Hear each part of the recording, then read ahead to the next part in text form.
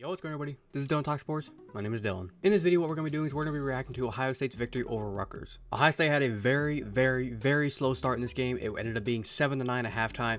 It was not a pretty first half. And they were able to come out and put up about 28 points, get the scoreboard lighten up in the second half. Treveyon Henderson went off, Marvin Harrison went off. There was a couple things we need to discuss. But all around, a very well-round game that we should have won in this fashion, because of the way we've been playing the last few weeks, but a win is a win. So without further ado, I'm going to kind of go through and break down the game, kind of discuss all the highs and the lows of how the game went, what I'm mad about, what I'm happy about, and then so forth. So if you're going to enjoy today's video, make sure you do drop a like, and without further ado, let's get into it.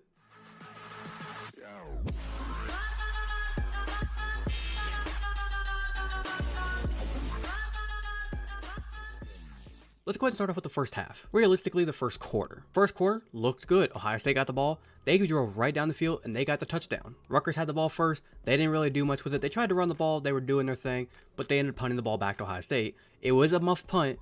Very close to being blocked. I don't understand how we didn't block the punt, but they punt the ball. Like, we get the ball back. We're running the ball, throwing the ball, kind of moving the ball down the field, and then we get a touchdown to G. Scott. G. Scott is actually the backup tight end. Cade Stover is the number one, but Cade Stover didn't play in this game. They said he was on the sideline, no helmet. He wasn't really moving around looking like he was going to be getting into the game. So by about the second quarter, they pretty much just said he's not playing. In the first quarter, we got that scoring drive. But then after that, the offense, it was kind of like they played very mellow. The defense was there, but the offense, it seemed like they were just kind of vibing. Then came the second quarter. This is where it got bad. It seemed like the run game for Rutgers, it was working a little bit in the first quarter. But the second quarter, oh my God, did it fucking explode. It was like pop after pop after pop. 5 to 10 yard runs just going through the holes. And the announcers even said it. It was literally just inside zone runs. That's all they were doing. It was nothing creative, no counters, draws, nothing silly where like the quarterback had like a read option pass coming. It was just straight inside zone runs. The one thing that I do enjoy about Ohio State's defense is, like I've been saying over the past couple weeks, they are a bend but don't break defense. They're going to allow you to move down the field. They're going to allow you to get down into the 30s, the 20s, the 10-yard line in that red zone. But once you get down there, they are going to tighten up and they are going to hold you. And if you score on them in the red zone, you earned it. And it even goes to show because they got 3 field goals in the second quarter. No touchdowns. In the second quarter, Rutgers had a chance to go down and get a touchdown. It was 7-3. They took the 3 points. They went for the field goal. They were inside, I think, like the 5-yard line. They elected to take the 3 points, 7-6. So I'm thinking, cool, Ohio State, you got about 2 minutes to go.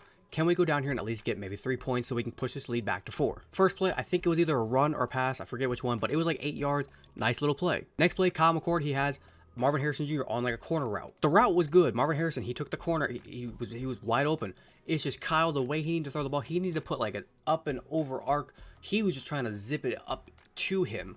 You can't throw it like that because the safety or the corner, whoever it was, I think it was the corner, he was kind of lingering and he just like lingered right back and just jumped up for that ball. So, interception. Kyle McCord, you're going to have to live with that one. Luckily, the defense stood up. Like I said, they stood up, held him to 3 points. They got down there to about, I think, like the 3-yard line with like 15 seconds to go.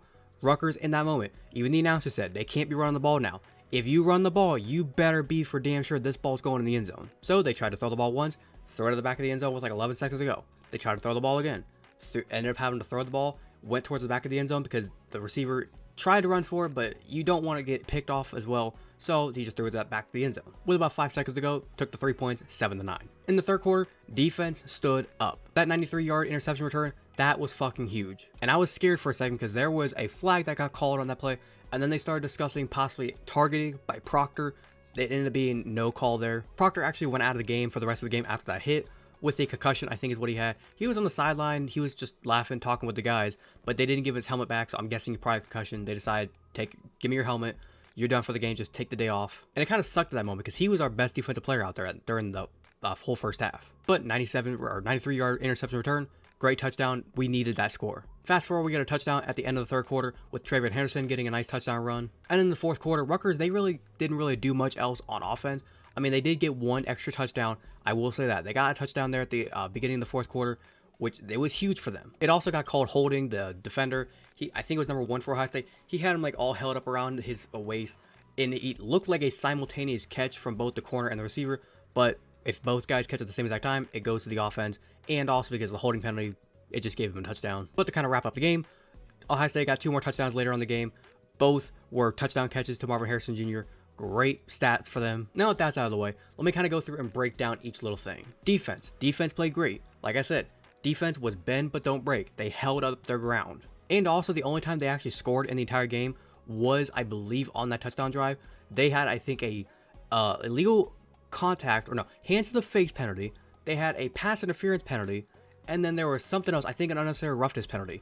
45 yards of penalty yards helped them just go right down the field. It just seems like with our defense, as long as we don't do the stupid shit and we just stay on our lanes and just stay sound, play to the end of the drive, we have a shot to hold them to 3 points at least every single drive, or sometimes no points. The only bad play from the defense that I can't even get mad about is the fumble rooski. And I know you know which play I'm talking about. It was the play where they were trying to do a quarterback sneak, but the quarterback took it, and he just kind of hung it underneath his legs. Running back took it, and he just went running out the sideline. They want to call it the fumble rooski. I call it the annexation of Puerto Rico. If you know what I'm talking about, Little Giants. But like I said, defense played good. If they can just keep on playing this way, just get a little bit more sound. The big thing that did hurt them, and I'll kind of go to my next point, injuries. Injuries was hurting this defense. Injuries hurt the offense as well. There were plenty of times with G. Scott on the offense where G. Scott, he did some good blocks, but then there was other times where he had a very, very bad block. And yes, he did get the touchdown that put us up 7-0 earlier on the game. But then there was also a moment later on in the game where I think it was like 3rd and 10, 3rd and 13, where he was running across or right across center of the field. And he had an easy catch. Why did he not catch it? I don't know why. But if Cade Stover was there, he might have caught the ball. And they even said if G. Scott catches that ball, he's going at least 20, 30 yards extra on that catch. And I feel like every single Ohio State fan would agree, if Cade Stover was in there, we probably had a lot of plays missed out because G. Scott was out there instead of Cade Stover. And then on the defense, I believe we had Lathan Ransom, Proctor went out in this game, and then Denzel Burke, our number 1 corner, arguably maybe best corner in the entire country, top 5 for sure. He didn't play this game as well. Now Ohio State's going to be going into 2 games here at home with Michigan State and Michigan, so hopefully over these next few weeks, they're not games that you should be stressing out about too much, so hopefully we can get some guys healthy before the last game of the season. A little bit of a small thing I kind of want to talk about, Marvin Harrison Jr., his stats on the game, not the prettiest. 4 catches, 25 yards, 2 touchdowns. For any of you that were watching the telecast, I believe when Ohio State was up 21-16, the announcer on there, I forget his name, he was sitting there talking about, they were showing like the stats of like the Heisman odds, where it was Jaden Daniels, Marvin Harrison Jr., Michael Penix, etc. And they were saying, yes, it's possible for a receiver to win the Heisman, but you got to have some really, really, really, really good stats as a receiver to win the Heisman. And don't get me wrong, I agree with that. But then they were saying, Marvin Harrison Jr., he's not really having that good of a game today. He's not really putting up the stats. I don't think he's going to be able to boost his odds with a game like this. What does Marvin Harrison Jr. do exactly after they say that? Touchdown pass, and then next drive, touchdown pass again. It's almost like Marvin Harrison Jr.'s dad, Marvin Harrison Sr., he was like listening to the telecast while he was watching the game, and he like called up the sideline and was like, yo, can you throw him the ball twice? Next thing I kind of want to talk about, Treveyon Henderson. My God, if he goes down again, we are screwed. He's literally the X factor for this team. If he plays well, we have a shot to win any game. 22 carries, 128 yards, a touchdown on the ground, plus 5 catches or for 80 yards in receiving. And don't even get me started on that like giant 65-yard catch that he took where it looked like Kyle was going to get sacked, but then he just kind of dumps it off. And Treveyon does like a little loop down the left and then just loops back in the center and then down the field, gets about the 10-yard line. But like I said, if Treveyon Henderson stays healthy, he's the X factor, because there's times where it's like 3rd and 4, you need that first down, and he's going to get the first down. And a lot of the other guys like Maya Williams, Chip Trainum, they are good running backs, don't get me wrong, but they're trying to like bully their way through. And a lot of times when there's 3 defensive linemen, 3 linebackers coming in, you ain't winning that battle. Treveyon Henderson knows how to get around the pile, go somewhere else, find the open hole, and just zip through there. And then the last thing I kind of want to talk about, Kyle McCord. I've been saying it over the past couple weeks. He's like a very up and down in these games. I said earlier, he threw that interception right before the end of the first half. I would have thought at that moment, Ryan Day, when he came out in the second half, he would have just said, we are not throwing this ball. You're done. You're done. But no, Ryan Day said, I'm going to give you some throws. And what did he do? He got a throw down the sideline to, I believe, Carno Tate. He had some throws to Mecca Buka. He was even running the ball with Treveyon Henderson. They were moving the ball downfield, still using Kyle. And when you look at the stats, he went 19-26, 189 yards, 3 touchdowns, had the interception.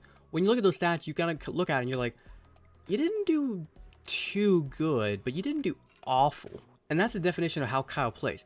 He doesn't play excellent, but he doesn't play god-awful, and he doesn't even play like average. He just plays like a little bit below average. And somehow we can still win these games 35-16. Going forward, like I said, if we're going to win against Michigan, he's going to have to boost that stat or his capability and his talent way above average. Not to super good, but just get it above average. Other than that, last thing I'm going to kind of say is, Defense, you got to get better at stopping the run. We've been saying it all season long. They cannot stop a nosebleed when it comes to stopping the run. They allowed 232 rushing yards in this game.